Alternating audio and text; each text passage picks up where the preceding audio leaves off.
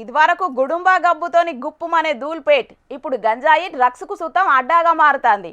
నిషా కావాలనుకునే మత్తుబాబులకు కిక్కెక్కించేందుకు ధూల్పేటలో ఎసొంటి ఏర్పాట్లు చేసిండ్రో చూడుండ్రి. ధూల్పేట అన్నారు, మత్తు ముచ్చట్లు అన్నారు. ఈడ చూస్తేనేమో పైపులకెంచి ఏమో కవర్లను బయటికి గుంజేసి చూయిస్తున్నారని అనుకుంటున్నారా? ఈ నల్ల కవర్లు అట్టుట్టి కాదు, గంజాయి కవర్లు. అవునులా, ఎవ్వరికి అనుమానం రావద్దు, పోలీసులు దేవులాడినా దొరకద్దని ఈ గమాతు చేసిరట గంజాయి దందా చేసేటోళ్ళు. కానీ ధూల్పేట మచిలీపుర ఏరియాల గంజాయి నిల్వ చేసిరన్న ముచ్చట తెలవంగానే ఎస్టీఎఫ్ఏ టీము ధూళిపేట ఎక్సైజ్ సిబ్బంది కలిసి తనిఖీ చేస్తే ఇగో ఈ బండారం బయట పడ్డది. ముదుగాలు ఇల్లంతా గాలితే ఏం దొరకలేదట. కానీ ఇంటి మీద ఉన్న బాత్రూమ్ పైపులకెంచి ఒక దారం గానొచ్చిందట. తీగలాగితే డొంకంతా కదిలినట్టు పైపులకెంచి ఆ దారాన్ని బయటికి ఉంచితే గంజాయి ప్యాకెట్లన్నీ బయటకు వచ్చినాయి. ఏందక్కో 3 కిలోల గంజాయిని సీజ్ చేసి రోహిత్ సింగ్, రోహన్ సింగ్, వీణాబాయిలను అరెస్ట్ చేసిర్రు పోలీసులు.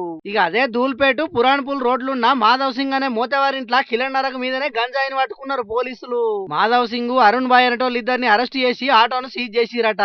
పోలీసులు ఎంతమందిని అరెస్ట్ చేసినా, ఎన్ని కేసులు రాసినా ఈ గంజాయి డ్రగ్స్ దందా చేసేటోళ్ళు మారతలేరు, అవిటిని వీర్చేటోళ్ళు కూడా మారతలేరు. కాబట్టి వాళ్ళు మారేటట్టు చెయ్యాలంటే సర్కారు ఇంకింత కఠిన చట్టాలు తెచ్చి దొరికిన వాళ్ళు బయటికి రాకుండా కఠినమైన శిక్షలు వేయాలి అంటున్నారు. డ్రగ్స్ గంజాయి రహిత రాష్ట్రంగా మారాలనుకునేటోళ్ళు. చూడాల మరి సర్కారు పెద్దలు ఏం చేస్తారనేది.